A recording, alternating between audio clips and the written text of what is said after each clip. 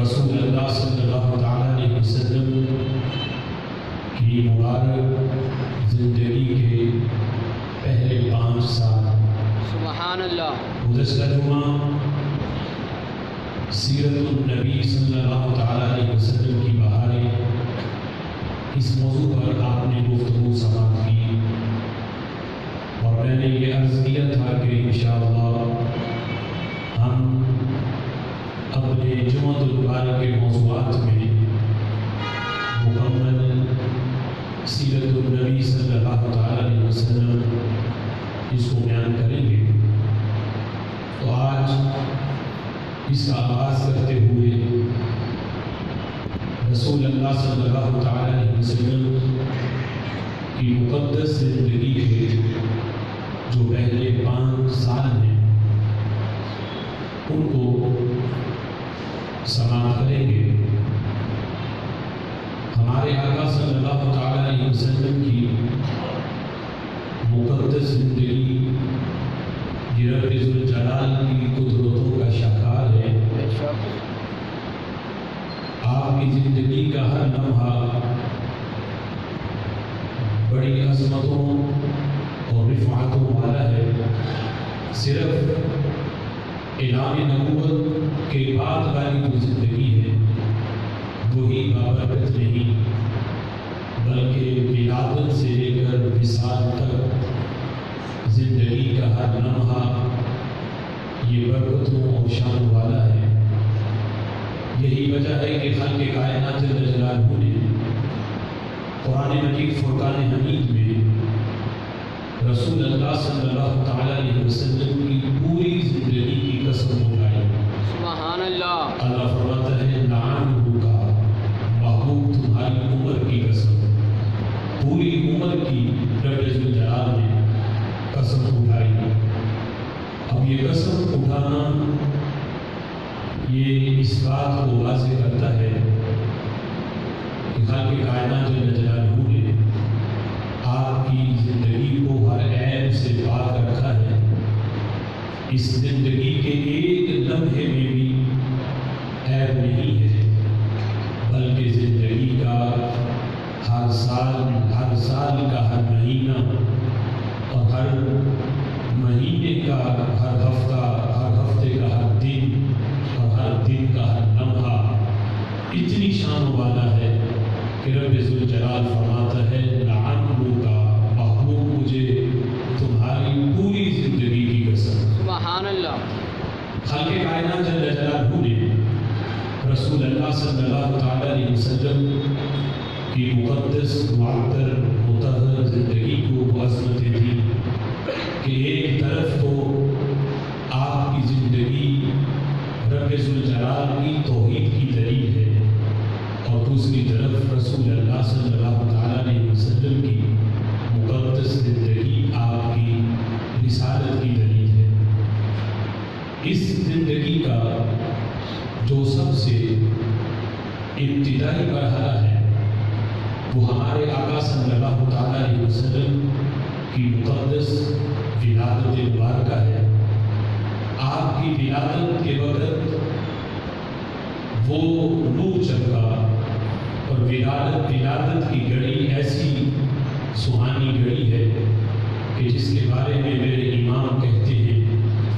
جس سہانی گھڑی چمکا طیبہ کا چاند اس دن افروز ساعت پہ لاکھوں سلام۔ آپ کی ولادت کی گھڑی اتنا نور پھیلا کہ ایک طرف حضرت ابراہیم علیہ السلام کے لیے جب نمرود نے آگ جلائی تو حضرت ابراہیم علیہ السلام آگ میں جاتے ہیں، پھر آگ ٹھنڈی ہوتی ہے، آگ گلزار بنتی ہے۔ ایسا نہیں ہوا کہ ابھی آگ سے کوئی 1 میل دور ہو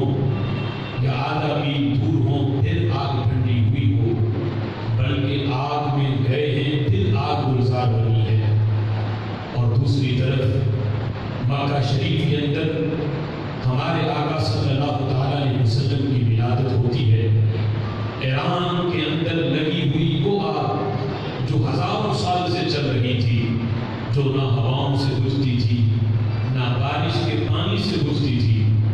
رسول اللہ صلی اللہ تعالیٰ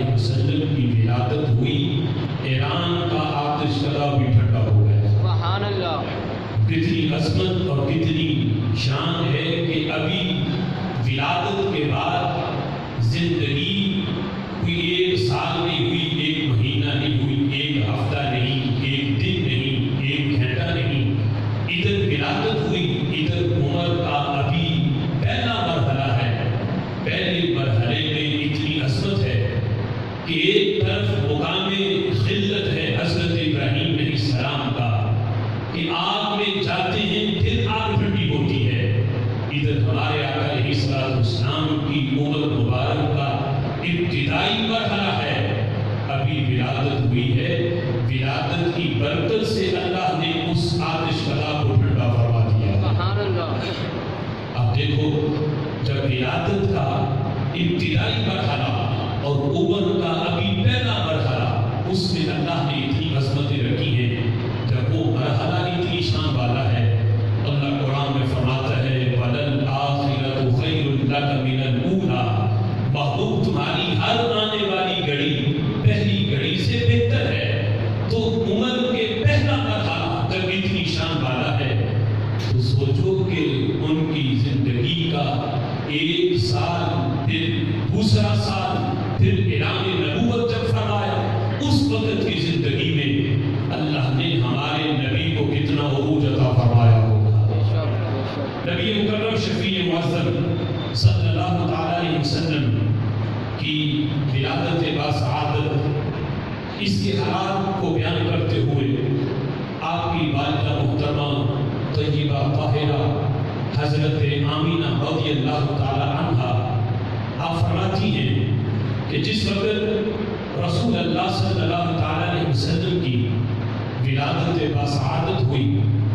تو فرماتی ہیں کہ انداز یہ تھا کہ رسول اللہ صلی اللہ علیہ وسلم نے اپنے گھٹنے زمین پہ رکھے ہوئے تھے اور ہاتھ بھی زمین پہ تھے،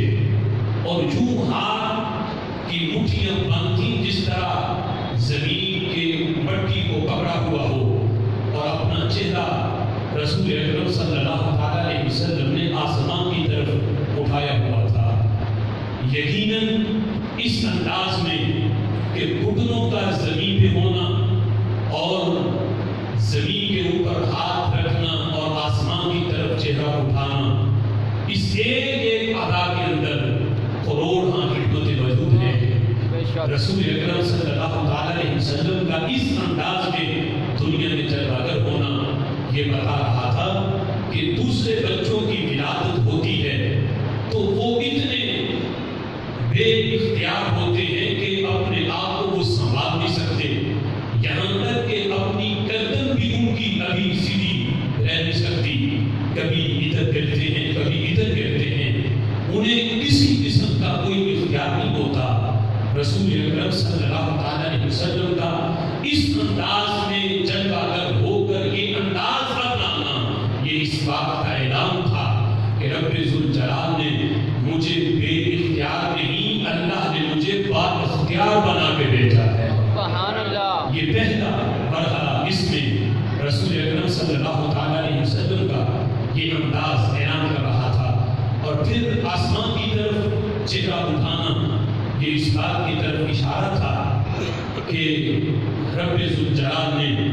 مجھے بلندیاں عطا کی ہیں، اور پوری روئے زمین رب ذوالجلال نے مجھے غالب فرمایا ہے۔ یہاں تک کہ اس حقیقت کو بیان کرتے ہوئے طبقات ابن سعد میں اس بات کو لکھا گیا کہ جس وقت نبی پاک علیہ الصلوۃ والسلام کی ولادت ہوئی اور آپ نے ولادت کے بعد یہ انداز اپنایا کہ ہاتھ زمین پہ تھے اور چہرہ آسمان کی طرف تھا، تو اس وقت کا ایک زیرک انسان جو بڑا ذہین و فطین تھا، تو جس وقت اس نے آپ کے اس انداز کو جب سنا تو وہ کہنے لگا اِنَّهُ لَيَغْلِبُ عَلَى الْأَرْضِ، کہ جس کا ولادت کے وقت یہ انداز ہے کہ زمین کو پکڑا ہوا ہے اور آسمان کی طرف چہرہ اٹھایا ہوا ہے، تو ان کا یہ انداز بتاتا ہے کہ یہ پوری روئے زمین پہ ان کی حکومت ہوگی، پوری روئے زمین پہ یہ غالب آ جائیں گے۔ اِنَّهُ لَيَغْلِبُ عَلَى الْأَرْضِ، پوری زمین پہ ان کی حکومت ہوگی، پوری زمین پہ یہ غالب آ جائیں گے۔ تو نبی پاک علیہ الصلوۃ والسلام کی زندگی کا پہلا لمحہ